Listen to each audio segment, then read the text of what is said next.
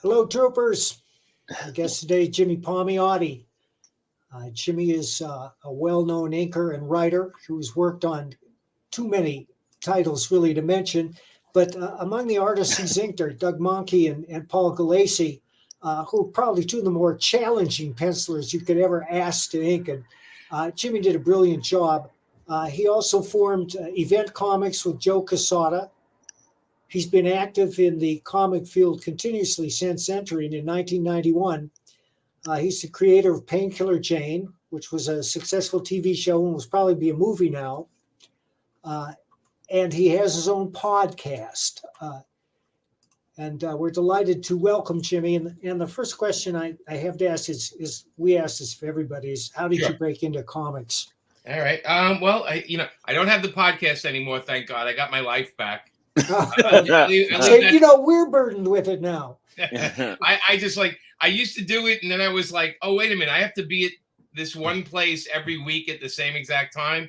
Yep. That's how you get busted. That's how the mafia gets you. Yeah. So I keep moving. How I broke in, I grew up in Brooklyn, New York. I have my family's 4 boys. So there's always comic books in my house. I have 2 older brothers who always had comics everywhere. And I liked reading them, and I liked drawing them. So as a kid, I kept, I was trying to imitate Kirby, which is impossible, and Frazetta and all the guys I loved when I was a kid. And I eventually wound up going to the High School of Art and Design in New York, and I took comic book illustration. One of my classmates was Mark Texera. We went to high school together, and infinitely more talented than I'll ever be. But a force of nature, that guy is. And guys like Joe Jusko were in my school, and Dennis Cowan and a bunch of guys. And then I started like ghosting. I started ghost inking and ghost drawing a lot of other artists at the time when I was in high school.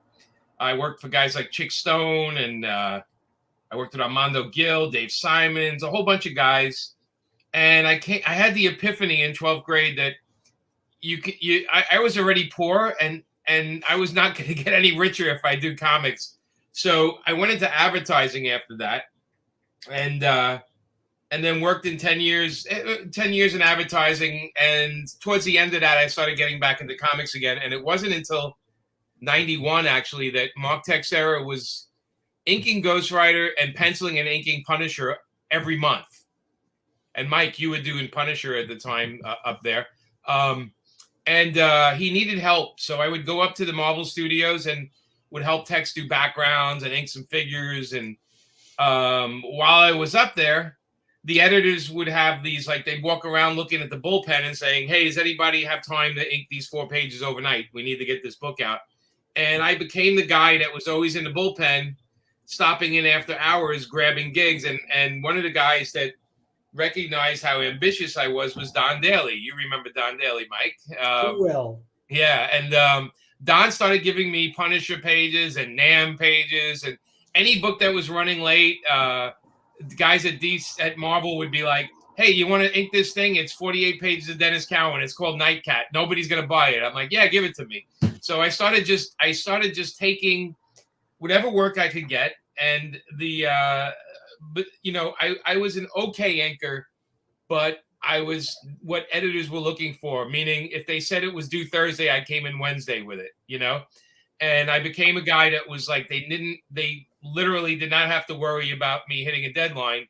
So I started getting more and more work because they were just like, the editors don't want to work hard. We know that. They just want to get the book done and get it out. So I was the guy that knew how to get the book out.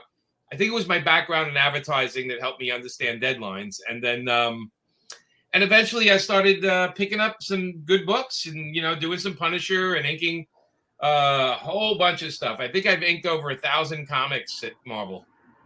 I hear a lot of Brooklyn. Yeah, well, so I was in Brooklyn. Marvel was in Manhattan, so they couldn't avoid me. But we interviewed Carl Potts this morning, and he started out in advertising too. Yeah. Carl's a brilliant guy. I mean, Carl can do everything. He's one of those guys. He was up there when I was up there too. He designed a lot of logos, Carl. A lot of the comic book logos.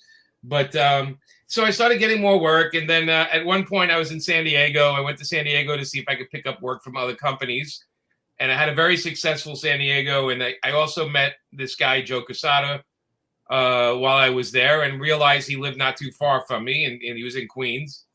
And we started working together on some Valiant comics, and we did Exo Zero, we did some Solar, and one of the books we did sold a couple of million copies. And after that, I just started getting a lot of different work. And while we started self-publishing around '94 with Event Comics. It was me and Joe doing Ash and Painkiller Jane, and eventually that led to Marvel Knights approaching us Marvel approaching us to take on 4 of their books, which we created Marvel Knights for. And they were in chapter 11 at the time. So the minute they got out of chapter 11, I moved on, and Joe stayed there and became editor-in-chief. I didn't want to work in just one place. I wanted to work for everybody. So I got out of there. And then it wasn't until like the later 2008, 2009, I started picking up some writing work. And, it was bound to happen because I was pretty much everything I worked on, I was kind of rewriting or saying, hey, wouldn't it be better if we do this? And, it was just one of those things I knew how to do, but I didn't have the confidence. And eventually getting offered work. I think the first thing I did for Marvel was a bunch of Deadpools. I did like issue 47 to 55. I did the first Punisher crossover, Deadpool 50 and all that kind of stuff. But the writing I started getting more work writing, and the inking work I was getting at the time was me fixing guys, like them sending me a book and saying, can you redraw this and can you redraw that? And I just didn't want to work that hard at that point. So I was like, you know what, I'm going to back off from the inking and just do the writing. And then, at the same time, I started self-publishing my own stuff with paper films. So that's pretty much what I've been doing for the past 30 years right there. It's a condensed version. But a couple of thousand comics under my belt. God knows where they are. I don't keep a copy of everything, but they're somewhere in this house hiding around. I guess it's every time it gets a little cold here in Florida, we throw some comics into the fire just to kind of warm up the house. But I'm not a person that likes to look backwards, guys. Like, I don't want to look at my old books I did. I feel like I look at the inking and I'm like, God, give me a brush. Let me just fix that forehead, I feel the same way. Yeah, and you mentioned Doug Mankey and Paul Galassi, right? So yeah, so Paul Galassi, I've been a fan of Paul forever. Like, he was like the Strenko that worked, that got a lot of books out, That's like true. Jim, like, picked and choose what he did, where Paul was knocking out monthly books, Master of Kung Fu and all these other books. So, it was sort of like my dream to ink Paul. And when I started working with him, it was like I just won the lottery. And I remember when I started inking Doug Mankey, it was for a book called X for Dark Horse. And I thought, oh my God, this guy should just ink himself. It's like crazy stuff, I look at it now and I realize I probably spent more time doing the bricks in the background than the actual figure on Doug's stuff, because Doug was also trying to figure it out back then. But those were two guys that, they're just like, they're like, look, I'm in the business, but I'm a huge fan of other people, and that's never going to go away. And, so I look at their work and, I think Paul's like semi-retired. I think Paul's just. You mean retired? Yeah. Well, I mean, he does something once in a while. He'll do something, but yeah. Like a recreation or something like that. And I love Doug. Doug is doing animation on his Instagram, which I love. Doug's just he's a force of nature. His work is as muscular as he is. But Galassi is the cover story on the latest issue of Comic Book Collector. Oh, is it? Okay. Yeah, a long, big article about him with lots of illustrations. Oh, that's good. I got to pick that up. Nobody ever interviews me about Paul. I have the greatest stories, and I'm like, why doesn't these guys interview me about Paul? I know so much. Well, let me ask you, give us a Paul Galassi story. All right. Well, when it's a Paul Galassi. Oh God, there's so many. One time we were working on a book called Time Bomb together, and we decided we're going to meet in Vegas. We're going to hang out and meet in Vegas. And you know, Paul is, you would think he was born in Vegas if you met him. Like he's yeah, I have met him several times. Yeah, so he's like, and we met in Vegas, and you know, the whole 9 yards. You know, jackets and ties, and we went out. We would drink and flirt with ladies, and just how you would expect Paul to do. But then I remember the next day we were like you know, washed out. You know, we were like, okay, and we went to, and the hotel had one of those there's like what do you call it? Like it's not a pool, it's like a lazy river they had in the nice. Yeah. And I remember Paul and I like found the float. We was just so tired from the night before. We were sitting there in these floats in the water, and I was like, you know, in my head, I'm like, this is the guy I've been like a big fan of for a million years. Here we're both in our bathing suits floating around a lazy river in the back of a casino. And then he pushes me on the float. He pushes me away, and I said, "What's the matter?" And he goes, "I just peed in the water, so you want to be upstream from that." What a charming story.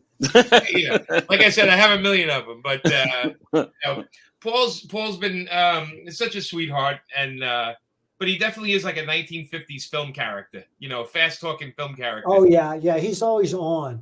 Yeah, great guy though. I love him.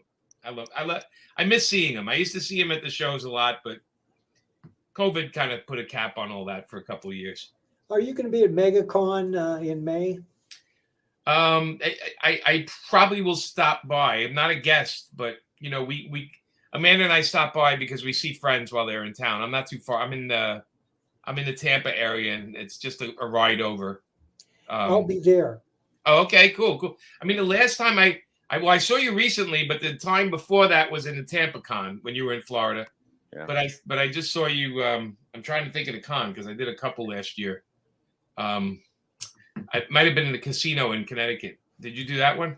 I did that about 3 years ago. 3 years ago. Okay. Yeah, you know, time is like folding. I don't know what's going on. Yeah, well, let's hook up. All right. Have a drink. Well, speaking of Amanda, Mike and I were trying to figure out if you guys met doing comics or if that was something else. There was a Marvel editor called Hildy. Her name was Hildy Mesnick. Lovely lady. She called me up like in 1993 and said, I got some work for you if you want to come pick it up. And it's from this girl artist named Amanda Connor. Mike's getting killed. When I say Amanda's name, the dogs are always barking. Yeah. Anyway, so I went up to Marvel, and Hildy's in the office with this really good-looking girl, and he's like, "Yeah, this is Amanda. You're going to be inking her covers." And I was like, "Okay." And then I noticed a ring on her finger. She was married back then, so I was like, "Okay, whatever." I said, "How many women are in comics back then?" I think there was like 3, and so we met doing that, and they kept giving her stuff like Barbie and Gargoyles and Lion King and everything. And we had lunch one day, and she's like, people only think I can do this stuff. That I can do anything. And I was like, all right. And I went over to this guy, Johnny Reingold, up at Harris Publishing. And I said, I got a new artist for you for Vampirella. And it's a woman. And he's like, you sure she can do it? I'm like, she can do it. And so that's when Amanda started going more mainstream with her work, because she started doing Vampirella, and people saw she could draw women. And the rest is history. But we met there. We were friends for years, and she was part of the group that hung out in New York. And then her marriage went south, but we were good friends. And then mine went south, and it just, one day we looked at each other and went, oh, okay. I mean, I always liked her, but when somebody's married, you kind of like, say, you kind of just like, okay, it's like, that's somebody else's drama, and I'm staying away from that. But it was good timing, and we've been together ever since. That's many, many years. She's my secret weapon. If I write anything too crazy, she draws it, and then nobody picks on me. So it's fantastic. Yeah, I was gonna wonder how that dynamic went with you actually writing stuff that she was drawing. If how free she felt to tell you. she's an amazing storyteller, right? So Yeah. whatever she tells me, I listen, because it's usually Yeah. a better. She's really thinking about it. Amanda's one of those, and Mike knows this too. One of those people that they're so in the world they're drawing that there's details in there that only could be there. Like, we didn't write it, but there's Right. details in those panels that are environmental to the story that is so key that we don't even think about. And certain artists are able to do that, and certain artists just do exactly what you write, you know, Right, and nothing right. more. She's what they call, I think I think it was Joe Kubik called it, she would add a lot of chicken fat to a panel. Yeah. Meaning, if there was something going on, people in the background were reacting, and there were people in the foreground, and there were animals reacting, and he called it chicken fat, a little extra. It's probably a Mad Magazine thing, you know, like Jack Davis and Wally Wood that always have people in the background doing stuff. But that's Amanda. And we started, I mean, I think we hit like a stride when we started doing Power Girl together. And that's when people started noticing her a lot more. And, you know, her and Darwin Cook used to live right near us here in Florida. So her and Darwin were like brother and sister. So those two, it made sense that they both worked on Watchmen books together, because it was like something they can do over coffee and drinks, you know. Is there any chance of Amanda making a cameo here today?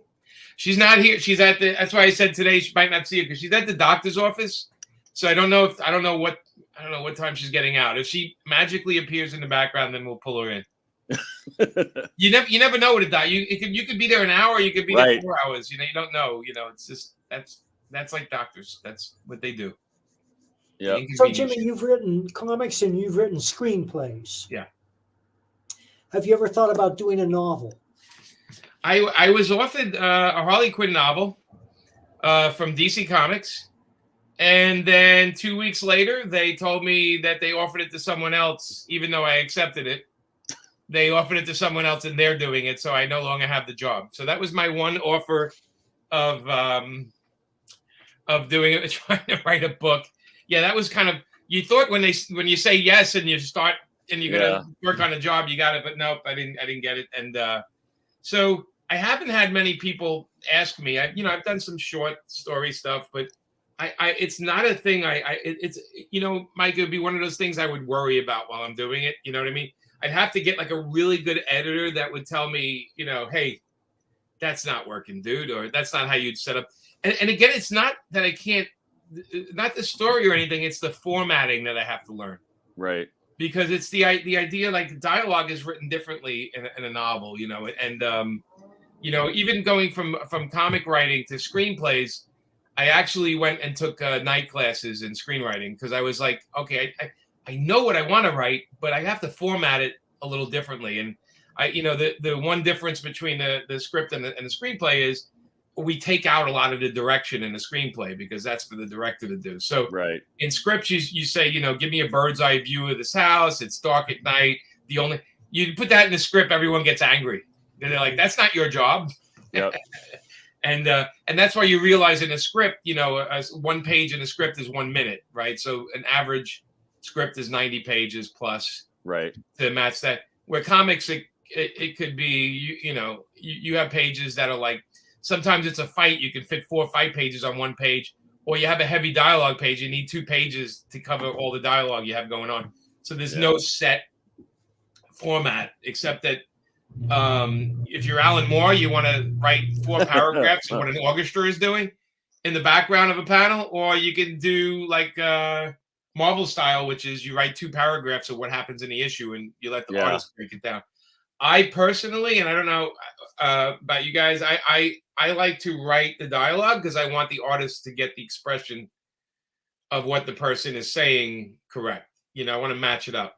I think it's essential that you give the artist the dialogue. Yeah, but a lot of people don't. I found that out like weirdly. I was like, I drew an issue in Namor, and Bob Harris wrote it, and he sent me the script, and it was 3 paragraphs.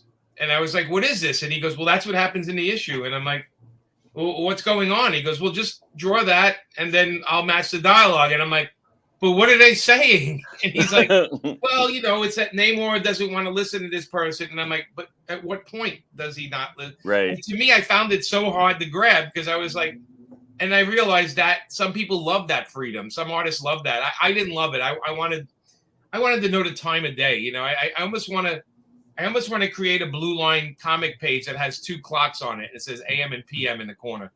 So at least we can know what time of day, so the colorist can figure it the hell out, you know. Oh yeah, yeah. That always goes into my scripts. Yeah, no, it's me too. As a matter of fact, I put color notes in color on my scripts because I figured the colorist sometimes is not going to read the whole thing, so he can look right at the colors. And if it's a sunrise or it's like twilight and with just a little bit of sun, I use an orange. And if it's night, I definitely go with a dark blue. And the couple of guys I use for coloring now get it now. They see it and they see my color codes and they're like, okay, you know. But I also like to put 9 a.m. or, you know, for the visual part of me is if it's noon, that means the shadows are right under you. If it's later in the day, they're long shadows. Right. Like Westerns have a lot of long shadows, you know, that kind of stuff. But, you know, that's the control freak, right? Wants to control everything. But that's the detail, and that's what you were saying about Amanda too, how she's so detail oriented. Yeah. So yeah, you guys definitely are a good match for. I mean, regardless of whether you are in your marriage, you definitely are in your working. Well, she's a writer's artist. Yeah. Right. And there's a certain amount of artists that are writer artists that the writers love them more than the general public may, because they are thinkers and they take stuff. Whatever we write, they made actually better. Right. And then there's guys that do exactly what you write, and you're like, yeah, it's okay. You know, it's not inspiring. It's just, you know, it's interchangeable. And we have all different kinds of artists like that, right? There's a lot of interchangeable, you know, that they do the job and it's competent, but there's some artists that make your work like raise, like just so much better than you read it on paper. Like it really is a collaboration. That like no other, and it's a small collaboration. I feel the same way about colorists too. There's certain colorists that, man, they color something, it looks amazing, and then you put the same page in front of somebody else, and you're like, oh, that's so uninspiring, and they don't know where. I'm training, like in a nice way. I'm training this guy I'm working with right now, and I send him back notes on each page. And I told him, I said, I'm going to pay you extra because I'm going to drive you crazy for the first couple of books, so I'm going to pay you extra. But I said, but by the second book, you're going to know exactly what I want. And are you self-publishing this book? Yeah, I do. You know, I do the Kickstarters all the time. You know, so that's what I do. I mean, I've done 20 so far. I got like 3 more coming this year. Yeah. So I'm a glutton for punishment, Mike. We just started doing them. How are you enjoying them, or is it too much work? Or I love them. You love them. Good. Well, it's a grassroots direct interaction with the audience that likes your work. There's no bullshit. If they're not going to back it if they don't like your work, right? So right away out of the gate, you know, this is a person that says, I like what you do.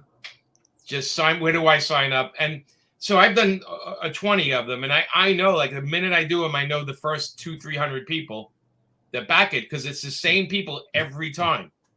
They keep coming back for more. And there's nothing better than that. I mean, that's the greatest pat on the back you can get, is to have steady people that believe in your work, you know? Absolutely. We had the good fortune of hooking up with a guy who's a videographer, lives in Chattanooga, who designs our campaigns and does the scut work, but he also puts together a video for the campaign. And the videos he puts together are the best videos that anybody has ever done for any kind of Kickstarter comic. I don't know if you saw the video for Florida Man. Yeah, I remember. You saw that? Man. Yeah. Yeah, it was brilliant. And did you live in Florida, Mike? Did you used to live in Florida or no? No, but I visited many times. It's not like I make it up all out of my head, although half of it I do. But but, you know, the reason I wrote the book is because every time I went online, there was a new Florida Man story. It just kept coming at me. And I don't pick my stories pick me. And finally I said, okay, I'll write about this guy. Yeah, no. Amanda and I, you know, when they gave us Starfire, we put her in Key West. And because we've been there a million times, and I was like, I'm just tired of every book being in New York Metropolis, or you know, and I'm like, and I put it in Key West, and everybody was like, oh, that makes complete sense. Well, we did the same thing with Harley Quinn, right? When Amanda and I took over Harley Quinn, we put her in Coney Island, To be honest with you, I wanted to get her out of Gotham because I didn't feel like making it a Batman book. I wanted to make it her own book. Yeah. You know, it's like the easy thing to throw the character right back in Gotham, but I didn't want to do it. And we managed to, for 5 years, I think we wrote 120 issues of that. We've only been in Gotham like 6 issues the whole time. Wow. So yeah, it's just like if you're gonna break out a character, you can't have her around the same characters all the time. You know, Do you drive to Key West? Is that how you get there? Yeah, I mean, you know, so Key West for us, you know, it's a couple. I've been going there every year for my 20s and 30s, so I knew the area great, you know, and I figured with Starfire, she's sort of like a hedonistic character. And where would a hedonistic character feel comfortable? And I said, oh, Key West, you know, summer all the time. There's nude beaches. There's pretty open thinking, very openly gay community. And it's just a town that's like a little, you know, it's a fun, anything goes town. I thought it'd be fun to put the character there for a year. We worked on the book for a year, you know. But I think where the character is super important. And I like I said, I don't have an interest in Gotham or Metropolis. Especially Metropolis, I have no sense of that city, right? At least Gotham, I know they got nightclubs and asylums and everything, but Metropolis it's pretty lame, you know. I always thought that Metropolis was a stand-in for New York, and that Gotham was a stand-in for Boston. Yeah, I mean, people say Gotham, Chicago, Boston. Yeah, you know, the thing is, we have these cities, so you can put them in the books. I mean, they're right. Chicago and New York exist in the DC books, so it's you know, it's kind of interesting because at one point they told me Gotham compared to New York is in New Jersey, South Jersey. Oh, yeah. And I was like, oh, that's interesting. You know, that's kind of because that's the bridge and tunnel crowd coming into Manhattan right there. So the Gotham crowd. But you know, but anyway, it's probably why I related more to Marvel Comics because it took place in Midtown Manhattan. You know, and when we did Harley, we had a map of Brooklyn that we referenced where she lived and where she was going, and everything was accurate. It grounded the character for Amanda and I that she was in a real place. So we used real neighborhoods from the tri-state area for a lot of her stories, and just to kind of help us, you know, when you know the environment, it's easier to write the story somewhat. That's why I said Florida Man. If you, you know, you know, I'm in Florida too. So. Oh, are you? Where are you? I'm up in Spring Hill now. Oh, Spring Hill. All right, man. Yeah. We actually, I was actually going to tell you. I don't know if you saw it in the news. I mean, it's almost as weird as a lot of the Florida Man stuff. But we actually just had. It was in the news last week. We had a guy call the cops because he wanted them to check his meth because he thought it was fake. I saw that. Did you see that? Yeah, I know Mike follows all the Florida news. I love it. There's a site called floridaman.com which gathers every news story together, and there are thousands and thousands of them by now. I'll tell you, I was at one point, I think I was in Sweden, and we were watching the news, and it, you know, couldn't understand what they were saying, but the town I was in made the news because I guess somebody left one of the doors open in the bar, and an alligator walked into the bar. And we started laughing because I'm like, oh, that's our bar we hang out in, you know, like it made the news overseas. And I'm like, that sounds like an alligator walks into a bar. Right, right, exactly. And you know, they would say people ran out the other door, and then other people just sat at their chair, and I'm like, well, it'll pass. Yeah, you know, we have one alligator that man and I go for a walk, and she named him Alligator, and he's a big fella. So we kind of keep our distance, but the tourists run up to him with cameras all the time, and they don't understand how fast those things are. Oh yeah. And I just go, you know, as nice I can. I'm like, you might not want to do that because to him, you all look like a chicken parts. You know? Oh yeah, and they don't realize how fast they can climb and stuff too. Yeah. It's you see that, and it gets very scary very quick. I love them. I respect them, and I like animals. Like I prefer the animals over the people, to be honest. So I kind of give them their space, but people think that they're Instagram setups for them, you know, and they'll learn. Every time I hear somebody got attacked from alligator, I always go, they probably were dangling their feet in front of it, or probably had a camera, and usually that's the case. Yeah, you know, but. So where are you? I don't know what other. Although you can share on here, what other Kickstarters you have coming up. So the next one we're doing is a sketchbook for Amanda, which we haven't done yet, and that's going to be her naughty art, like stuff like T&A books and illustrations and covers she's done. She does a lot of I want to say Betty Page like illustrations, although it's not Betty Page, but it's a lot of stuff over the years she's done, and she's putting together the book with John J. Hill, and that's the first art book we've done for Kickstarter, because all the other ones are usually graphic novels that I've done.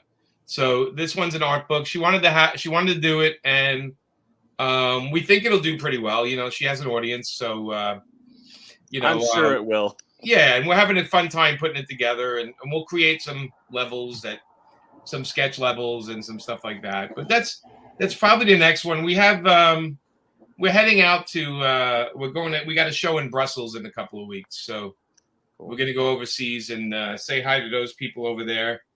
Maybe go to Poland and fight in the Ukraine if we have nothing else to do. I would advise you to stay away. Yeah, well, we are. We're gonna stay a little bit away. We'll see how things go over there, but we'll be in Brussels and Paris, and not too close, but who knows what happens in the world. Right? Have you done anything for overseas publishers, like with Italy or France or anything like that? I did. I did something. I did a book for an Italian publisher about a family of vampires that I wrote, and I didn't see it till like 7 years later. I was in, and somebody gave me one to sign. Yeah, they kind of, they pay it and they disappear. Yep. I've had a lot of stuff translated. Yeah. So when we did Harley, it was translated everywhere, but my own stuff through Paper Films, I've had, we've had the book, like The Pro, published in every language, and Painkiller Jane's in like a bunch of languages. And, I have a rep that goes around and sells it overseas. The thing about overseas sales is you don't make much money, but you do want the books to get out there. So you're happy that they get out there, but it's honestly, at the end of the day, the money you make on it pays for the guy that's handling it and some minor stuff. It's not a money-making thing unless you have a monster hit. But I don't have monster hits. I have tiny little critter hits, and that's okay. It's okay by me.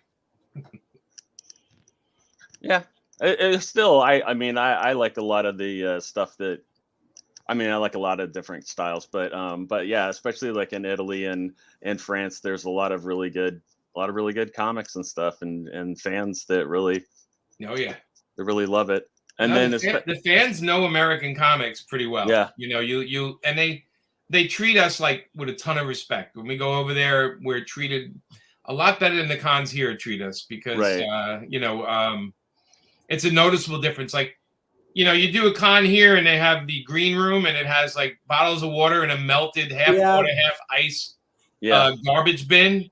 And then you have a sweaty, cold cut sandwich in a box. And there's a separate green room for the actors. Right. A separate one for the actors and the cosplayers and the voice actors. Have the second green room with a cook. Yeah. That's making hot food. And so I don't really do the cons that separate the people, and that's why you'll notice there's a lot of shows I'm not at that are big shows, because I won't go back until they treat the comic people the same. So I make it very vocal, and Amanda makes it very vocal that we do not. This also means we don't do a lot of the big cons because they don't really, but my thing is, if you want to start doing a class system with your talent, we're not interested in doing a show for you. And so we hang true to that. And that makes us do a lot of smaller shows where they treat everybody great, and they have more at stake. The biggest shows, they honestly, they pay so much for an actor, and then they look at us and go, you want a sandwich? Get the hell out of here. You can't eat. I had one show guy tell me, if I put you and Amanda in the green room, that's $250 worth of food I have to pay extra for the weekend. And I looked at him and I was like, and he goes, well, that adds up. And I'm like, okay, well, it's not my fucking problem. I said, you're charging $60 for people to get in, and there's 10,000 people in here. You can buy me lunch, and by the way, for Amanda, you can put us in a green room that's quiet so she can have a break for an hour. Yeah. We can go back and, we work that booth. I mean, we take care of everybody, and we're on the show. We're very present with everybody, but the show treatment has to be decent. Otherwise, we don't bother. Have you ever been to Pensacon? No. Good? Mike Ensley runs that. Yeah, he treats his guests very well. Oh, that sounds like a fun one because we can literally drive there. Yeah. There's a couple of local shows we don't do because one show, like we asked them for a hotel for the night, no fee or anything. We just said we don't want to go back home and then come back the next day. Could you get us a hotel room? And they were like, they started hemming and hawing out. I'm like, you know what? We're gonna stay home, and I hope you have a good show. And they're not all like that. There's great shows, Kansas City. There's a whole bunch of great shows that take great care. It seems like the bigger the show, sometimes the shittier they treat us. But that's true. Yeah, but there's a couple of big ones that don't. They're actually really good. And not that con in Connecticut at the Mohegan Sun. What is the name of that con? Amazing Con. Yeah. Is that it? Amazing Con? Something like that. I don't think so. No. Let me see. Let me I'll just take the Mohegan Sun Comic Convention. Terrificon. Terrific. That was a good show. Yeah. Yeah. We're not going this year. We were there last year. I think they skip a year with the guests. Yeah, they did. Yeah. Yeah, and that's okay because there's a couple of guys I don't want to see there anyway. So. There's always a couple of guys. I know how you feel. I have like one or two guys that like screwed me over in the business, and they should be ashamed of themselves. So when I see them, they usually run the other way. So which I respect that, Yeah. But no, that was a fun con. That's where I think I saw you last, Mike. I think it was maybe that show. Yeah, I think you're right. Yeah, and that was a fun. Look, any con you can work all day and then go to a casino afterwards. That's kind of fun. I remember they had a good pizzeria in there and a good bar, and I was pretty much set. That casino was a mind blower. I mean, what a psychedelic trip. Yeah, it was pretty cool. I got a signing. Yeah, I'm gonna do a signing in Vegas soon, and I'm just like, that'll be fun. I'm the guy that doesn't gamble. I'm the guy that goes by the pool and hangs out. Me too. Except for when Paul Galassy's in the pool, then I stay away from Paul. Nice. Now, does Amanda color? If it's a single piece like that it's a piece job, and she has a lot of time, she will. She just did a Batman thing where she colored it, But most of the time, she uses Paul Mounts or Alex Sinclair to do her coloring. But she's been using the program on her Cintiq, not on her Cintiq, on her iPad. She's been using a program, and I knew it. Yeah, and she has fun doing that. I mean, it's funny because I'm a watercolor guy. Like I would go in and color it with watercolors. It's one of the first things I did in comics. I colored some covers, but she, the digital stuff gives her a chance to try different things out. The artists love that, like let me change the whole background, and she still draws pencil and ink on paper, but if it's a rush job, she'll draw it digitally and send it. Like we were overseas, and she had a Batman issue she had to finish, and she did it all digitally. She just sent it out, and she never. It's so funny because she did that, and then everyone on Earth started asking us for pages to buy on that book, and man is like, yeah. I only did half the book in pages. The other half is digital, and everyone's like, "Boo!"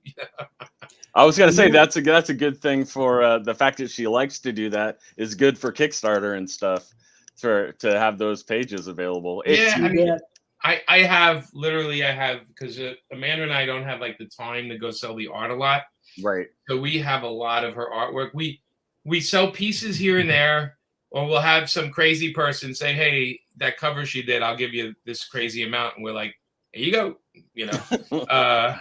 We kind of, when we sell something like that, we go, where are we going to go? Let's go to the Canadian Rockies. Yeah. That cover just bought us a trip. So Amanda and I have the perspective of how long do we have where we can still run around like monkeys. So let's make sure we travel like crazy. you know. So we have like 3 European trips planned for the rest of the year. Nice. And we backpack it and get on trains and bounce around a little bit, you know. Do you ink digitally? No. Still, people send me stuff. I do it on. I recently inked a bunch of Dennis Cowan stuff for the Milestone launch, and I told him send me the pencils. You know, I don't think he's used to that, but I said you can send me blue lines, or send me the pencil. He sent me the actual pencils, and I'm like, dude, I need the grit. I need to feel the grit of the page, and you know, I'm really good with a brush, like an actual brush, and it's kind of a lost art, you know, that kind of stuff. I grew up copying like Frank Frazetta and Jack Davis of all things. So I kind of feel like, you know, I've earned this respect with this brush. I want to ink with a brush, and look, I can do my rule backgrounds and buildings with a brush and a ruler. That's what Al Williamson taught me how to do. And you know, I think it's a little bit of a lost art, but you know, in the end, people don't really care. But I do like having the original in front of me. And I have, you know, I learned from Bill Sienkiewicz, you can always just get my bucket of white paint and smack it down and do something else on it, you know, if it doesn't look good. But I'm a more traditional inker. I get doing it on digitally. I guess you can do some stuff. But, you know, as you get older, you try everything. I mean, you know, I could do it, but I don't want to do it. You know, it's my choice.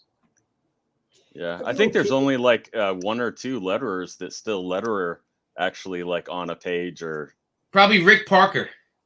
Probably one. There's I mean, I love hand lettering on a page because it used to be when it was penciled, then it would get lettered, and then I would ink it.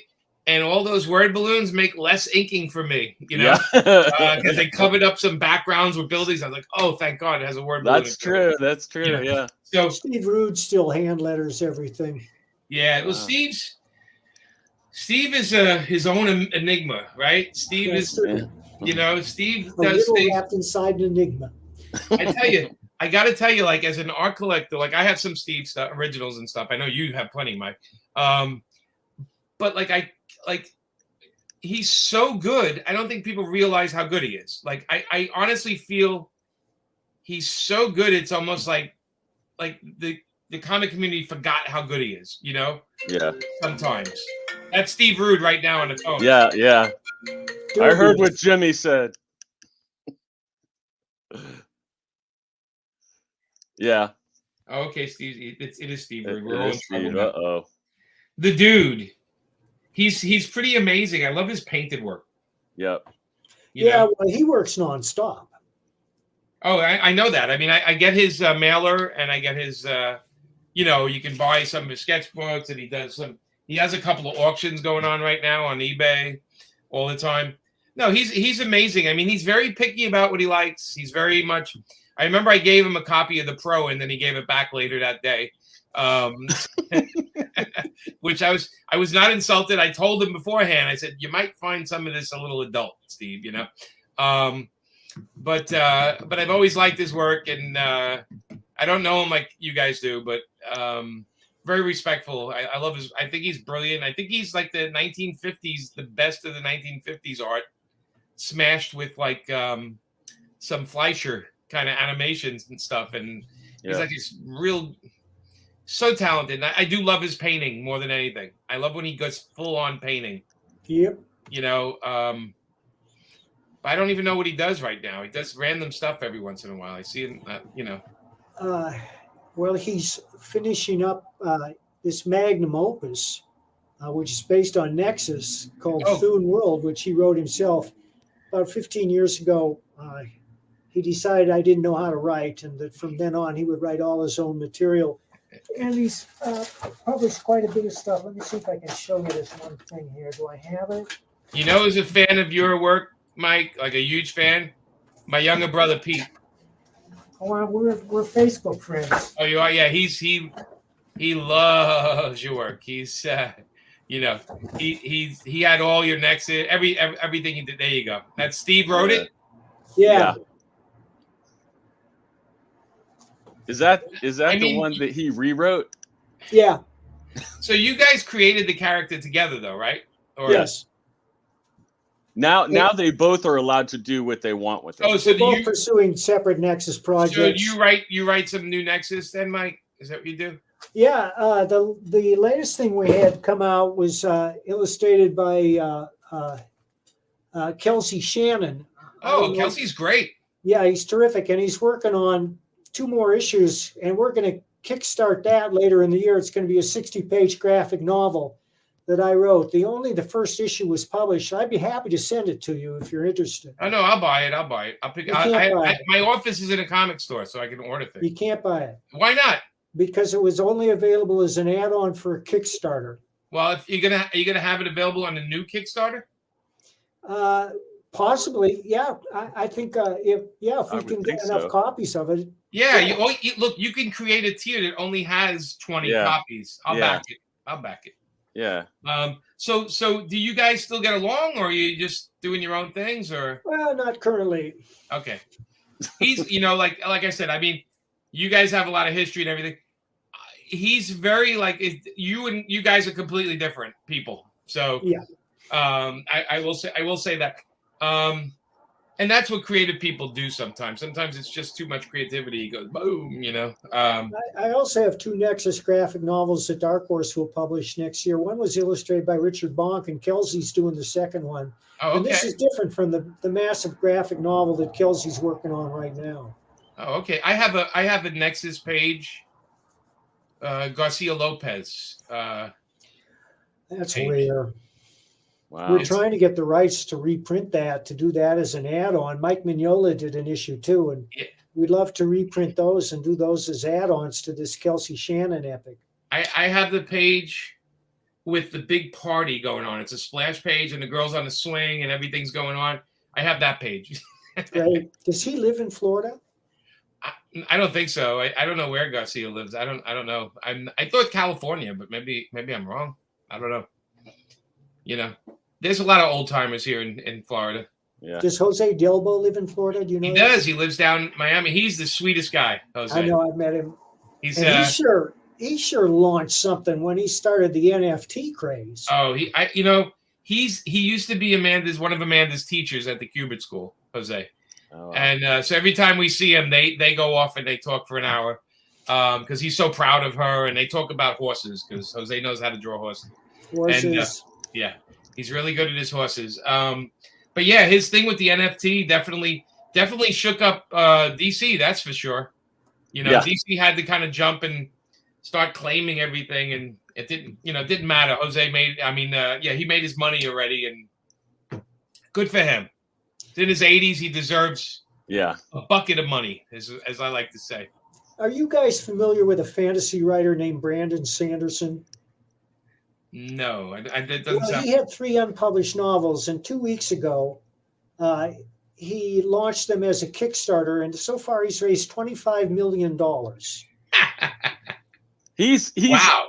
Yeah, he's actually been, as far as newer fantasy writers, he's been like the #1 fantasy writer. Obviously. He actually finished the Wheel of Time series. Oh, okay, yeah, okay, that's where I know his work. Okay. Yeah. So $25 million.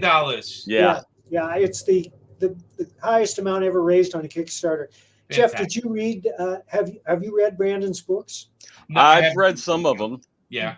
Yeah, I think because I'm not people will split up like the fantasy readers into people who are like literary fantasy readers who love like all of the backstory and everything for where it's like crazy detailed, which I liked it with Tolkien, but I don't necessarily want to get that from anybody else where I have to dig into it that much. But people who love that stuff love his books. But I don't know. It's hard for me to get into it.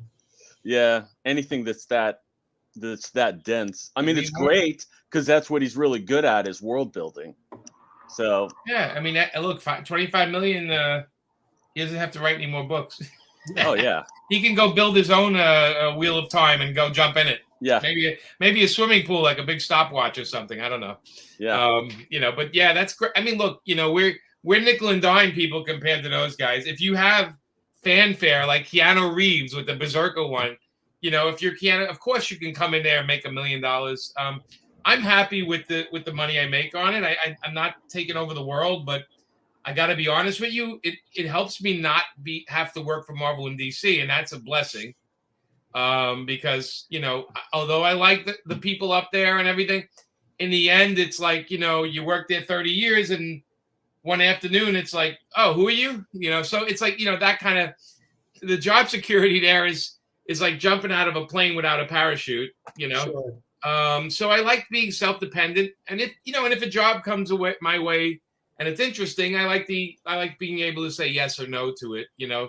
A lot of people get so dependent on these companies that the idea of not working for them is like terrifying for them. And for the past at least 25 years, I've always had an escape plan. Like, if that doesn't come in, I'm going to do this instead. And I think it comes from growing up really poor, like I did. I grew up really poor, so I never depended on other people for things. I've always said I have to make my own money and I have to do my own thing, and you know, I have to create my own characters, and even if they're not, I don't have a monster hit like, let's say, you know, Badger or Nexus, like you guys, like you have, Mike. You know, I still have these other characters that have a little life to them, and I think you know, at the end of the day, if you ask most creators like us, they just want to be able to do their own thing and Absolutely. pay the bills for it. You know. Yeah. I do not like editorial interference with my storytelling. I also have a tendency to be very organic with my story. I know where it's going, but sometimes the characters take me to different places, and I feel like I have to follow them there. And do you have an outline?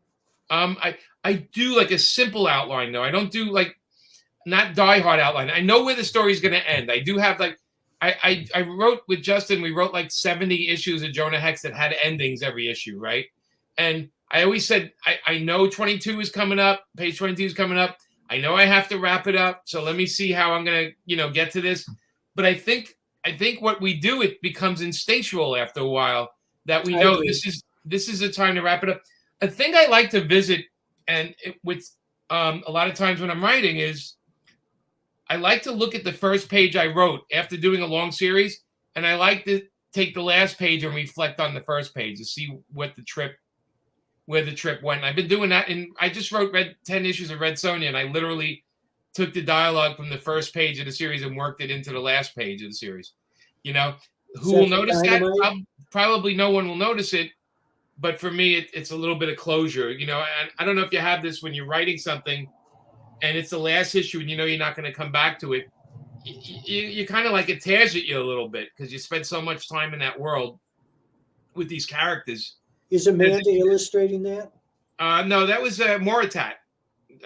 You know, Justin drew it, and Amanda's co-writing with me on it, but we, you know, you feel like connected with these characters. I remember when we left Harley, we did all these supporting characters for Harley, and I felt like I wish I could have taken them with me. You know, like I hated that I created all these for them, and they have them.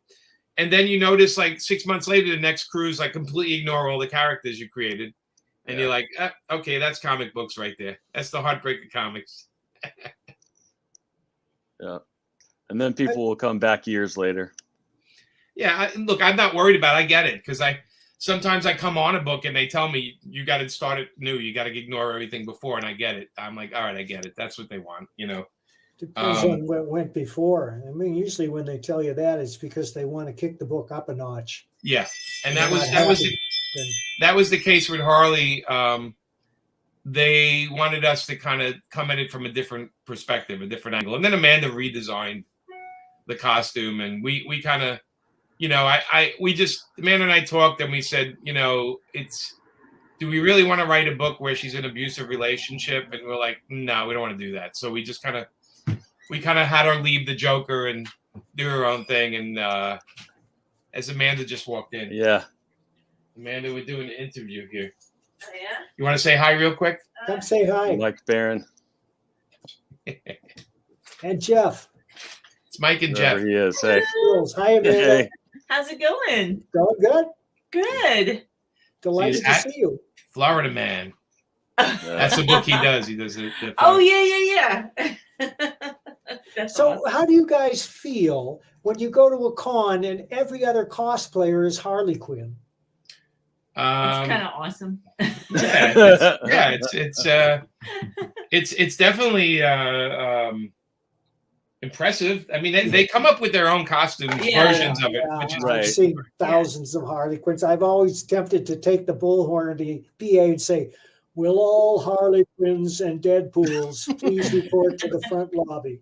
I think it would be commence fighting would be the proper thing. I think the greatest thing though is when you see somebody cosplaying one of your creator-owned characters. There's like nothing that beats that. That's right. That's because every once in a while we'll see a pro and a Painkiller Jane, and that's kind of awesome. I've never cosplayed Badger, but I felt like Badger at times. I've seen him. You've seen him, yeah. I know you got to go back though. All right, we'll see you later. See you guys later. Bye. Hey, here's your thing. Thank you. You have to put that on your car. Okay. Yeah. But no, the cosplay stuff is, it's flattering, and when people get excited about, it's all flattering. A lot of artists and writers are unhappy with cosplayers because they block the access to their tables. You want to get angry about something, that's not really the thing to get angry about, You can get angry about the Russians, but I don't think you should get angry at the cosplayers. Yeah. I think the cosplayers are, they're part of the flow of the river of fun at a con. Yeah. I mean, they're just part. I personally love when they come up to the booth. They want to take pictures with us and stuff. Yeah, I don't know what people expect. There's people that go to the con. What are they running around? I mean, let's be honest. It's like you're in there, have patience, walk around them. Most people enjoy the cosplayers, though. They take pictures, and I love when pros get mad at cosplayers because it makes me laugh. I just figure if you want to come off as a bad guy, just get mad at cosplayers, and you'll come off like a crazy old man yelling at people. Get off my lawn, They're stars now. They are stars. Some of them are. I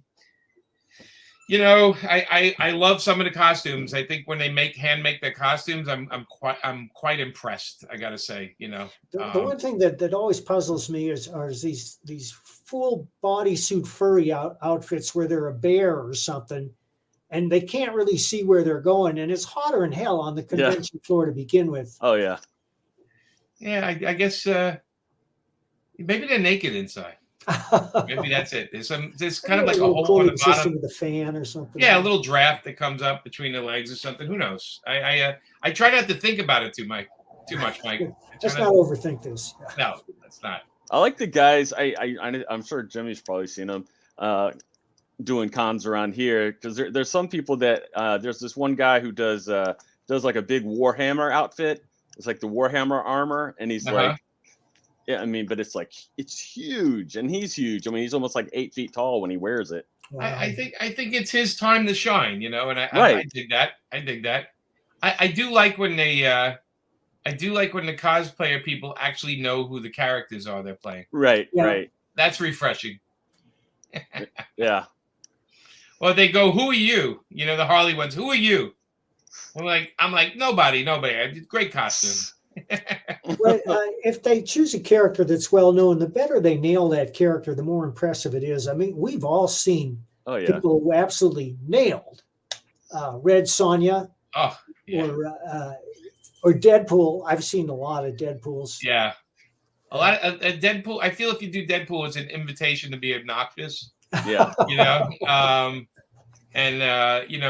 But yeah, some of the people are just amazing. I mean, I love it. It just makes it more special. The show, I love when after the show you're in a restaurant and the cosplayers are still eating dinner and they're fully dressed, and people in the restaurants are looking at them. That's when the Comic Con's in town. Yeah, it's fun.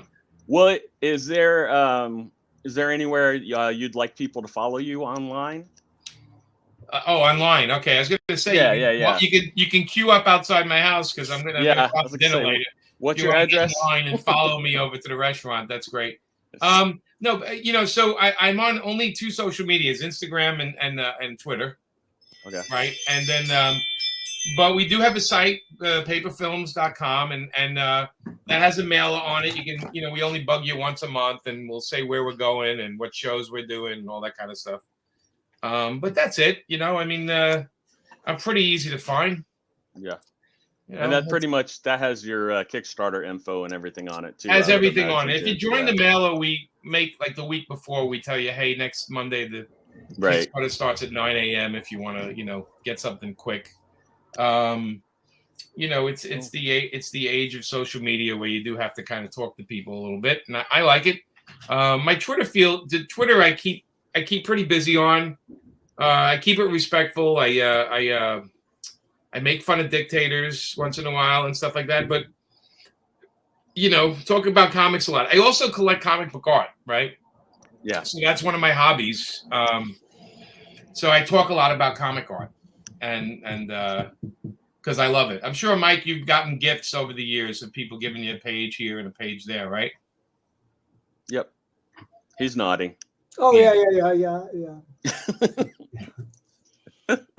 Yeah, I mean that's the greatest part when you're a writer is somebody gives you a page from the book. It's like, oh, I have boxes and boxes of it that I've collected over. There's not so much lately because I haven't really been active in comics until quite recently when this whole thing started up again. And then we're on the outside looking in. We're not part of any established publisher or anything, right? With these crowdfunders and so forth.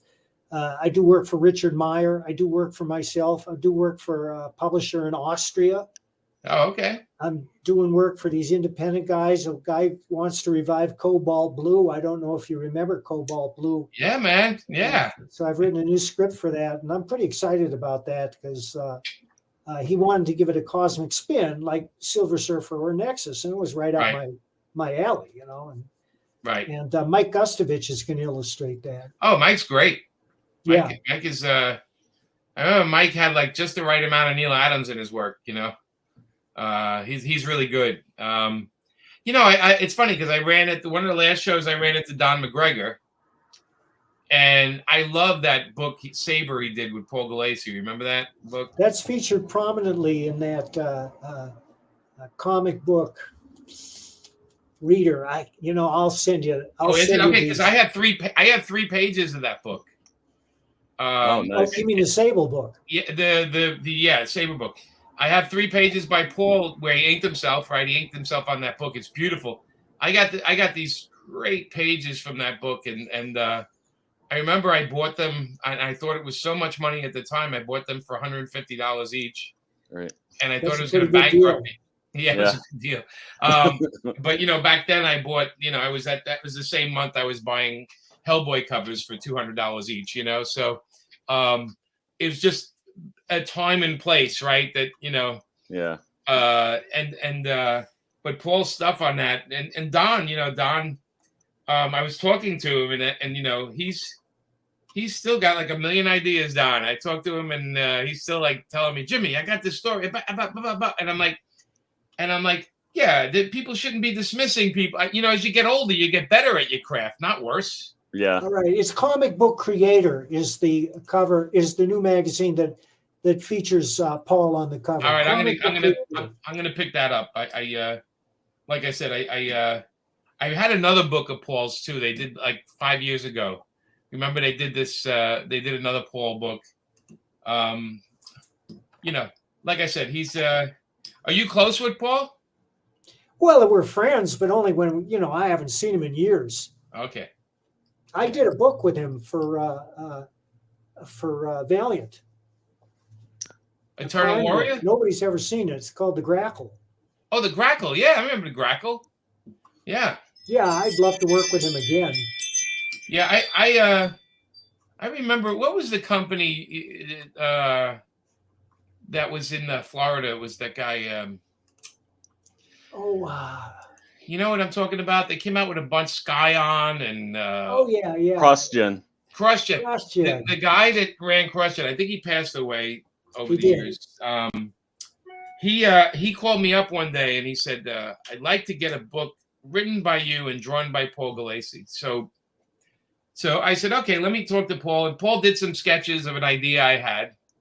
and it was about an assassin type girl type of thing, right? What Paul knows, and I remember I went down to Florida because he wanted to talk to me about doing it through his company, and I gave him the drawings and he outlined, and he read the outline. He goes, "I really like the story. Who drew this though? I don't know if I like this art." And I was like, "What?"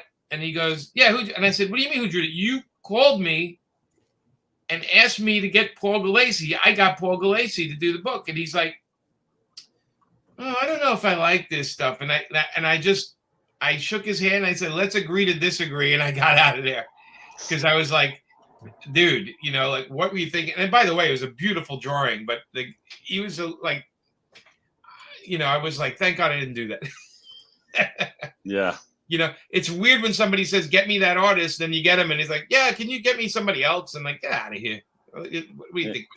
We're sitting around doing nothing, all day. It was insulting. I still have the drawing though. One day Paul and I might revive it. Who knows? I got to get him out of semi-retirement. He's enjoying not working. Yeah. Yeah.